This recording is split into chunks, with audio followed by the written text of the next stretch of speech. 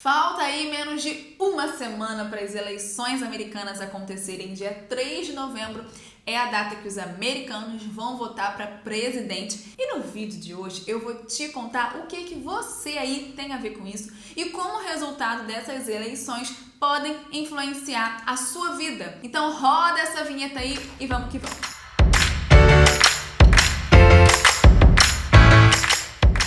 Oi, gente! Como é que vocês estão? Eu espero que bem, eu tô bem. Seguinte, gente, eu confesso, sendo assim, muito sincera com vocês, que até poucos dias atrás eu tava assim, meio confusa com todas essas notícias aí que estão saindo sobre as eleições nos Estados Unidos. Eu não sou a pessoa mais inteirada no assunto, eu também não sou a pessoa mais interessada nele, mas eu vi que a Levante Casa de Análise, que é parceira aqui do canal, ela gerou um relatório, gente, sobre o tema, explicando assim, tintim por tintim. E nossa, deu uma clareada assim na minha mente, bizarra, que eu me senti na obrigação de vir aqui tentar também clarear a mente de vocês. Porque, nossa, gente, vocês não têm assim noção do quanto a gente é impactado por esse resultado aí dessa eleição. Então, como sempre, eu tô deixando esse relatório da Levante aqui na descrição do vídeo, é só vocês abaixarem um pouco aqui a tela que vocês vão achar. E, gente, baixem esse relatório. Mas agora, bora falar sobre isso aqui nesse vídeo. Antes de tudo, gente, eu queria muito explicar como é que funciona o sistema eleitoral americano, porque assim, o negócio lá é bem confuso. Só de eu ter entendido como é que funciona e tá passando isso aqui pra vocês, juro pra vocês, eu mereço 50 likes, no mínimo. 50 likes que eu quero dizer de cada um de vocês como se isso fosse possível.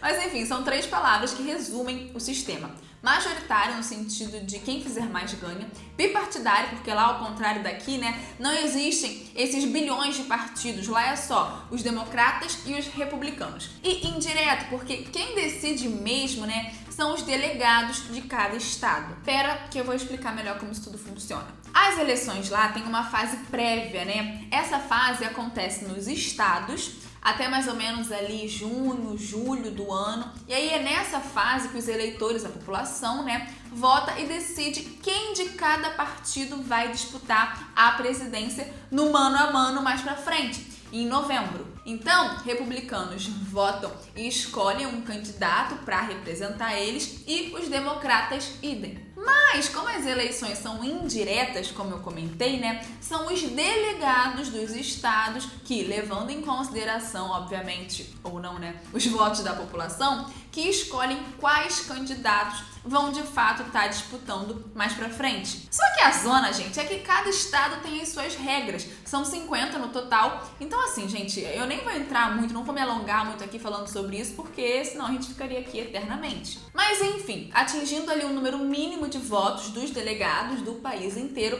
o candidato passa pra final, digamos assim, né, para as eleições finais. E aí, depois que é decidido quais são os 2 candidatos que vão disputar a presidência, pronto, o jogo mais ou menos que se repete lá em novembro. No dia das eleições, né, no caso dia 3, os americanos vão às urnas e vão votar em um dos candidatos. Aí, gente, vamos usar um exemplo para vocês entenderem de fato como é que funciona na prática. Vamos supor que o Trump ganhe a maioria dos votos da população de Nevada, tá? Do estado de Nevada. Imagina que 51% da população desse estado vote no Trump, ok? Só que assim, gente, lembra que eu falei que as eleições são indiretas? Então, o que acontece? Para de fato o candidato levar a presidência, ele não tem que ganhar pela maioria dos votos da população, mas sim pela maioria dos votos dos delegados de cada estado. No exemplo, como Nevada tem 6 delegados, Trump ganharia 6 pontos no geral. Tem estado como a Califórnia, por exemplo, que tem 55 delegados. Então, vencendo lá na Califa, são 55 pontos. Então, o mais interessante é que o candidato tenha a maioria dos votos da população em estados que tenha muitos delegados, porque o número de delegados seria mais ou menos a quantidade de pontos que esse candidato estaria fazendo. São 538 delegados no país, então são 538 pontos no total, considerando todos os estados.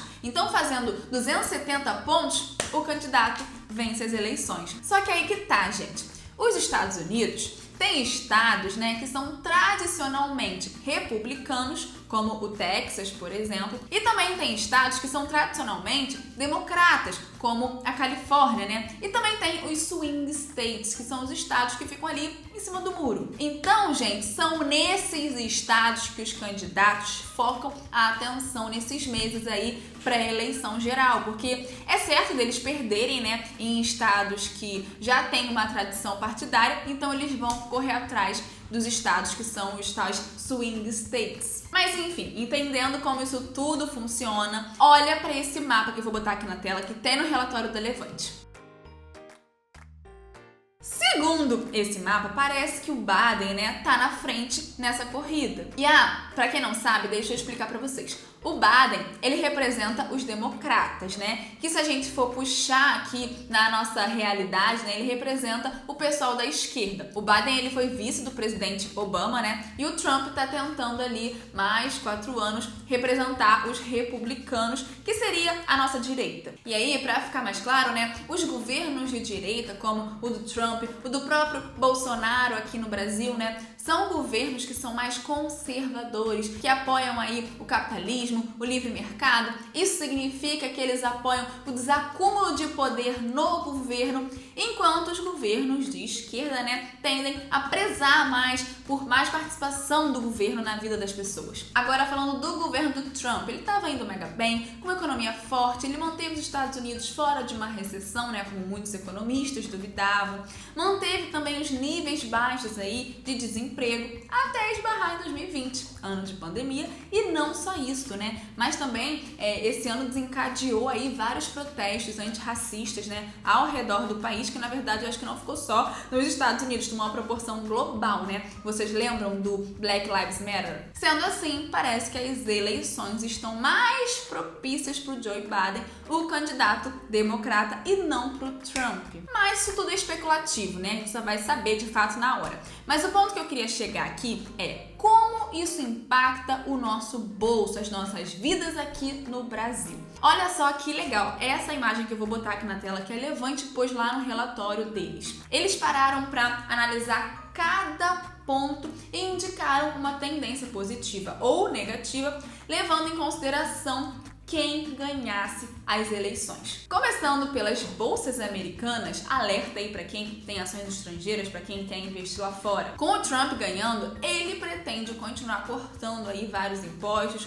o que é um baita custo, né, para as empresas. Então, as empresas da bolsa e até as que não estão na bolsa, né, iriam se beneficiar disso. Enquanto o Biden, ele tem aí planos contrários ao do Trump. Enfim, no relatório da Levante eles explicam muito bem quais são as propostas de política econômica de cada um deles, então baixem e dê uma olhada nessa parte. Agora, falando um pouco aí da relação entre dólar e real. Com o Biden ganhando, gente, um governo democrata, né, ganhando, isso pode indicar um leve alívio aqui pra gente, né? E até explicando a imagem, a setinha no lado do Biden tá pra baixo, porque tá indicando a queda do dólar. Mas, na verdade, né, isso é positivo pra gente, porque a gente quer mesmo é que o dólar caia. Sobre a guerra comercial com a China, né, o Trump é encrenqueiro, então setinha vermelha pra baixo pra ele nesse caso. Relações internacionais, o governo do Trump, gente, ele sempre teve aí como característica forte, né, o combate ao terrorismo, então por isso é normal ver ele ali controlando muito as fronteiras, a imigração, então assim, não é um governo que preza muito com amizades estrangeiras. Política migratória, né? Ele também segue essa linha, com o Trump continuando aí no poder, nós estrangeiros vamos aí continuar tendo mais empecilhos aí por lá. A gente sabe, né, que ele não é muito fã dos imigrantes, enquanto com o Biden no poder essa questão aí tende a ficar mais flexível. Política tributária do Trump favorece principalmente as empresas, enquanto o Biden ele tem planos aí para acabar com algumas medidas que inclusive o Trump tomou no governo dele. Então, por isso, gente, essas são as setinhas aí desse ponto. E sobre as relações comerciais, setinha verde para o Biden, que tem uma abordagem aí geopolítica, multilateralista, né? E o que isso significa? Que envolve outros países em negociações, o que é mega bom para a economia global como um todo, porque os Estados Unidos é uma mega potência. Agora, o que não tá aí na fotinho, mas eu acho que vale ressaltar, gente, o Trump e o Bolsonaro, eles são assim, né? Já o Biden tem suas divergências aí com o nosso presidente. Normal, né? Mas isso pode acabar impactando o nosso lado aqui no Brasil. Resumo da ópera. No geral, cada governo tem aí seus pontos de impacto positivos e negativos com a gente aqui no Brasil. Então, o que é certo é a volatilidade pro resto aí do ano na nossa bolsa de valores.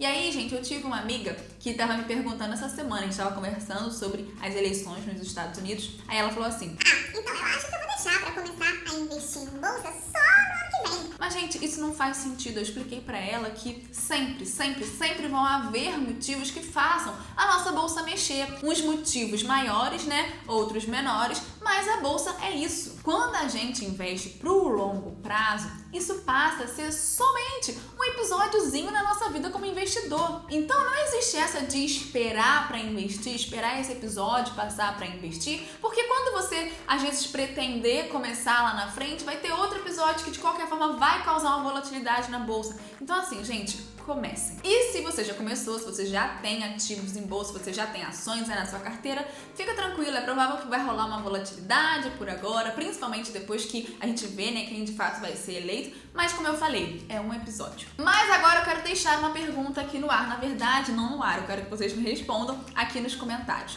Em quem vocês votariam? No Donald Trump ou no Joe Biden? Eu quero muito saber, me responda aqui nos comentários. Se tiver comentário o suficiente, depois eu compartilho a minha torcida. Espero do fundo do meu coração que vocês tenham gostado desse vídeo. Ele foi bem diferente, né, de tudo que eu faço por aqui, pelo canal, mas ao mesmo tempo eu achei ele muito necessário, né, muito informativo, muito importante. Por favor, não deixem de curtir esse vídeo para o YouTube me ajudar a levar ele a mais gente, para mais gente se manter informada. Agora eu vou ficando por aqui.